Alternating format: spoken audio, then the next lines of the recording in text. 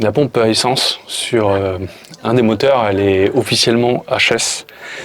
Il m'a été vendu le bateau comme pompe HS. Alors le vendeur m'a fourni la pièce, il l'avait déjà acheté, mais il ne l'a jamais changé. Découragé par sûrement les devis de changement ou alors ses amis mécaniciens qui ont dit non mais moi j'y touche pas.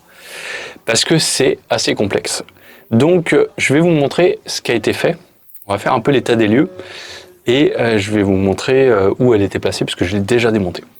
La pompe actuelle, c'est celle-là.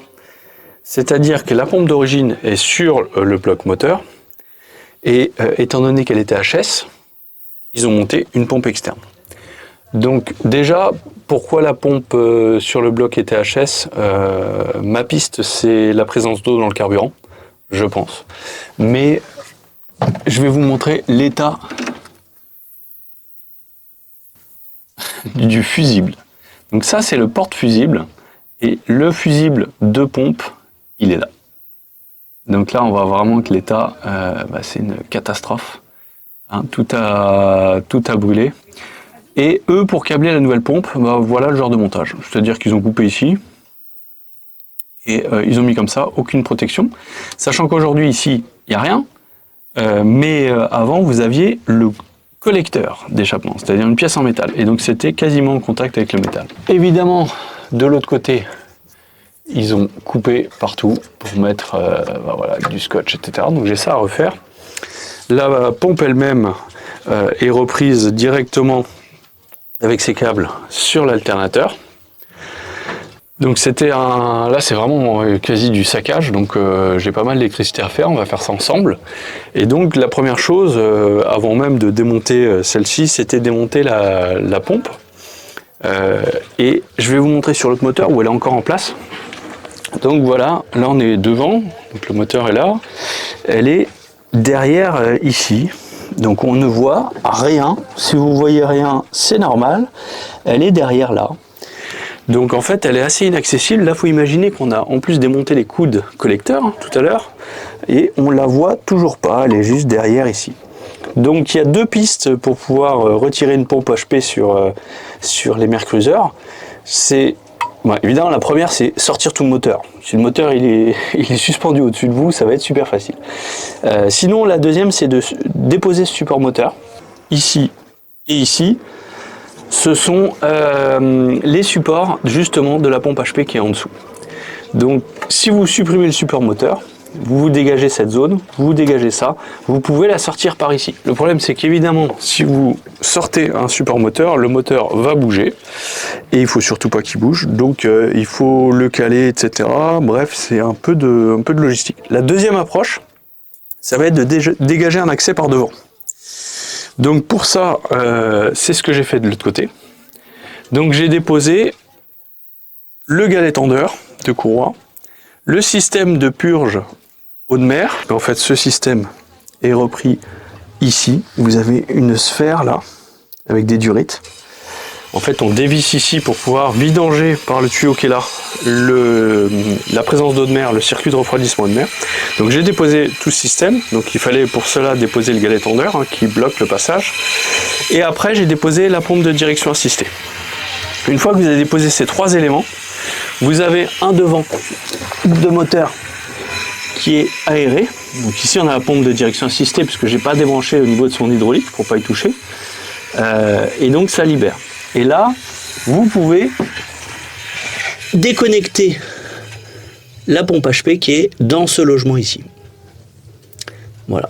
Donc évidemment, vous êtes forcément gêné par encore d'autres choses, comme par exemple, ici, la barre que l'on voit ici, c'est la jauge d'huile. Et elle barre le passage et gêne. Donc voici la pompe haute pression. On ne peut pas vraiment dire que c'est vraiment une pompe haute pression, mais c'est pas non plus vraiment une pompe de gavage. Donc je vais continuer à l'appeler pompe haute pression. Quand même. Donc le boîtier, en fait, est dans ce sens-là sur le bateau, avec les pattes qui sont reprises au niveau du support moteur, le support est ici. Ça fait le tour, ça part. Ce sont les durites de retour au filtre et d'alimentation en carburant. À l'intérieur, on a l'échangeur, donc avec l'eau de mer qui traverse, la pompe, le système donc repris sur la dépression d'admission.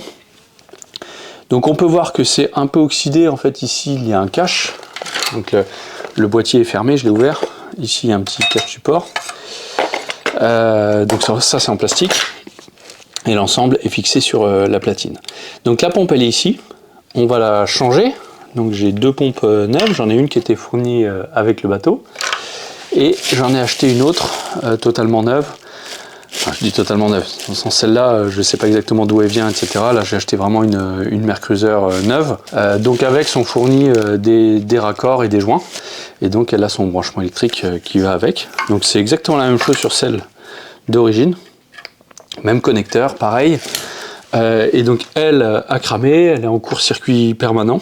Et on peut voir que ça a chauffé, hein. Il suffit de comparer la couleur des câbles ici et ici. On voit bien que ça a tellement chauffé que le câble rouge est devenu quasi noir. Et il s'est même dégainé au bout. Enfin bref, elle est complètement HS. Donc on va attaquer ça, le démontage. Là. Voilà. Donc le boîtier, je vais dévisser la partie plastique pour pouvoir traiter celle-là, mettre un coup de brosse et traiter anti-rouille. Il reste pas beaucoup de matière à certains endroits.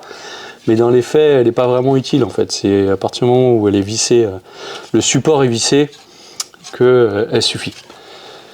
Comme ça, on va s'en occuper. Et donc la pompe, la voici. Donc elle est raccordée ici à la durite d'alimentation carburant. Le retour se fait ici. Et de ce côté, donc directement à l'échangeur.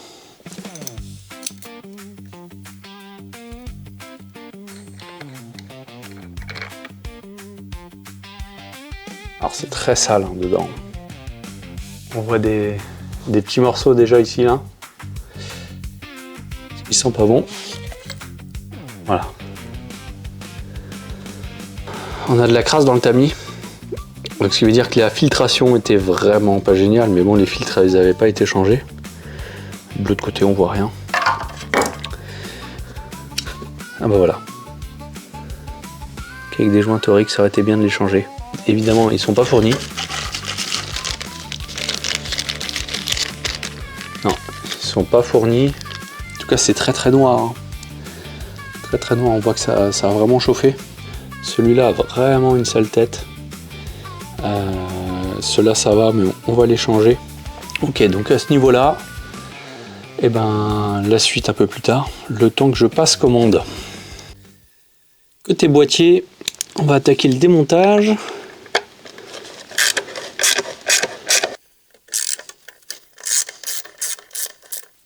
Ah, il y en a là aussi. Dans la partie bien rouillée, on va voir si elles viennent. Ouais.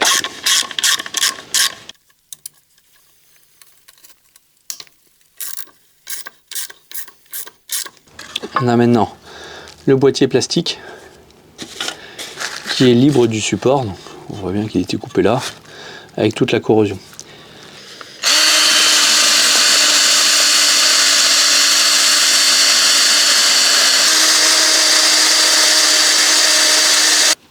Voilà, petit brossage de surface. Maintenant le plus simple c'est de l'immerger dans le bain d'acide oxalique, puisque j'en ai un juste ici. Vu que je faisais le dernier jeu de coup des collecteurs, en fait il en restait un de jeu. Et donc on va immerger tout de suite ça. On va mettre ça.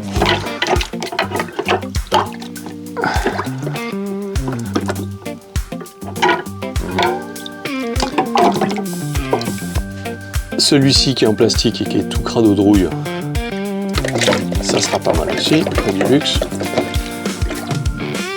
Donc ça a plutôt bien marché sur les capots.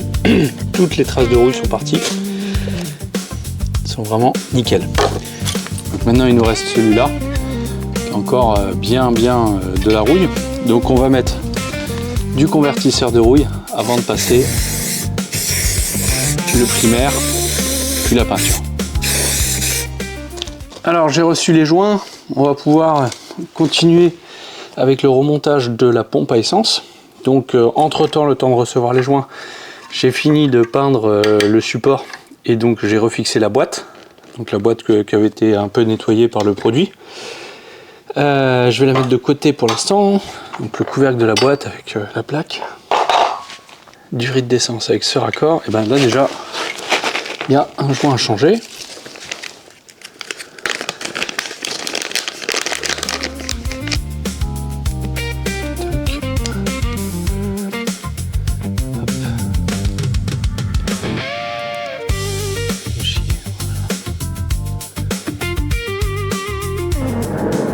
Donc là, on viendra juste le mettre tout à l'heure.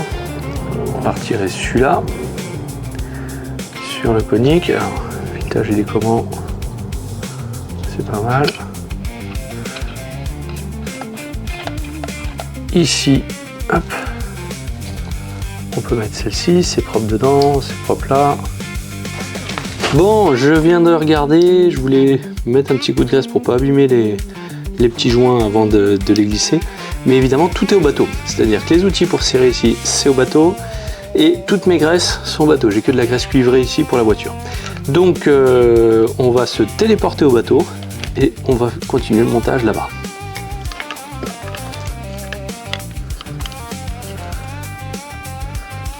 Hop.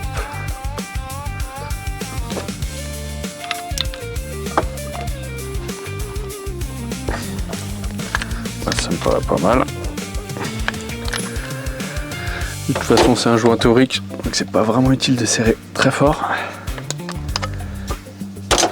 Donc voilà, donc on a la pompe. De l'autre côté, ça sera celui-là qui va aller ici. On va vérifier que là, c'est pas mal. C'est bien. Donc ça va aller comme ça. Avec ici, donc la durite d'essence. Donc vu que celui-là est facile à connecter, on va d'abord mettre celui-ci. Donc on va regarder l'état. Ça paraît nickel.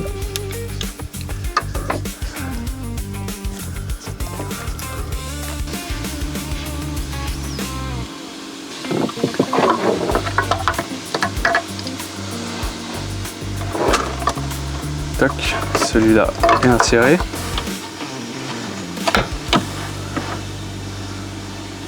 Ouf. Voilà. Donc on a bien fait de graisser. On va remettre la plaque qui maintient ensemble.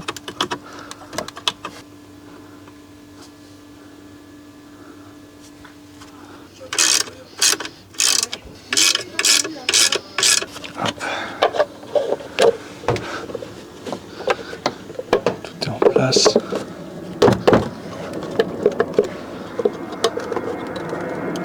Voilà.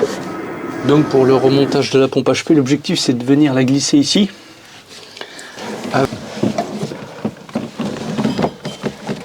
D'essence.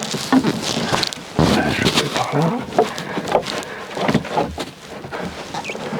Alors, ça bloque. Pourquoi? Je comprends pas pourquoi ça bloque là. La cale d'un bateau, c'est l'enfer. L'odeur d'huile, le dos bloqué, la clé qui glisse. Deux V6 mercruiseurs qui veulent pas coopérer. Mais quand ça démarre, C'est une autre histoire.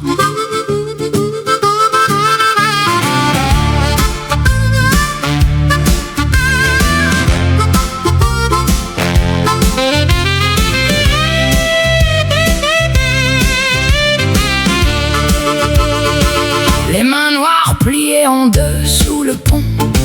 Tu te bats 3 heures contre un putain de boulon. La pompe qui déconne, les coudes à changer. Y a des jours où t'as juste envie de tout plaquer. Mais quand les 4 litres 3 MPI se mettent à rugir, tu laisses les galères au port, tu penses qu'à partir. Deux moteurs qui tournent à l'unisson. Et la princesse s'offre l'horizon. tu quittes la Roche Bernard, adieu les soucis.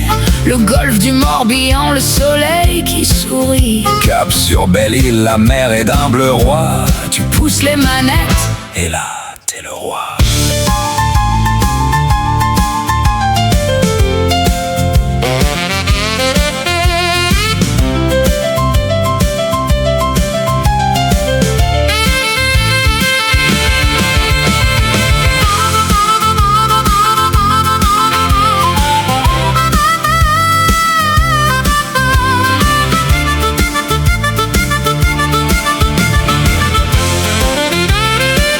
quand les 4 litres 3 pays se mettent à rugir, tu laisses les galères au port, tu penses qu'à partir. Deux moteurs qui tournent à l'unisson.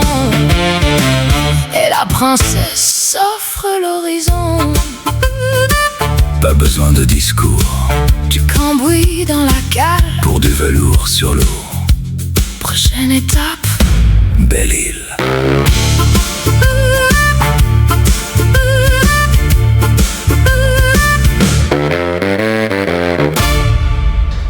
Bon, j'ai fini par réussir. Après moult péripéties, en fait la durite elle a un emmanchement au début qui est rigide et qui avait le mauvais angle, donc il fallait la tourner dans l'autre sens. Côté électricité, j'ai pu reprendre le câblage. J'ai installé un porte-fusible séparé, propre. Et côté relais, j'ai tout recablé comme l'origine. Il me reste juste maintenant le connecteur. Donc vous pouvez voir que il y a un raccord, 2 raccords, 3 raccords pour une couleur de fil de terre. Et là, sur celui-là, il y a un raccord là, un raccord là. Bref, on va mettre ça propre. Il ne me reste plus que celui-là à installer. J'ai retrouvé les câbles d'origine qui sont ici, derrière. Et on va pouvoir brancher la pompe. Bon, le câblage est terminé. J'ai tout remis, j'ai remis les fusibles. La pompe est connectée. Donc, je vais aller mettre le contact. Et on va voir si elle se met à faire du bruit. Sur l'autre, c'est le cas. Allez.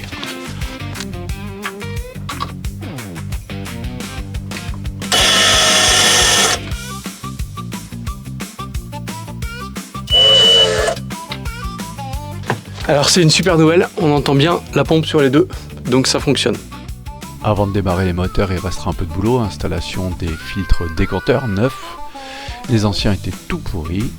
Et spoiler, vous l'aviez déjà vu, ça tourne. Rendez-vous au prochain épisode. Pour la suite, on va essayer de faire un peu moins de mécanique.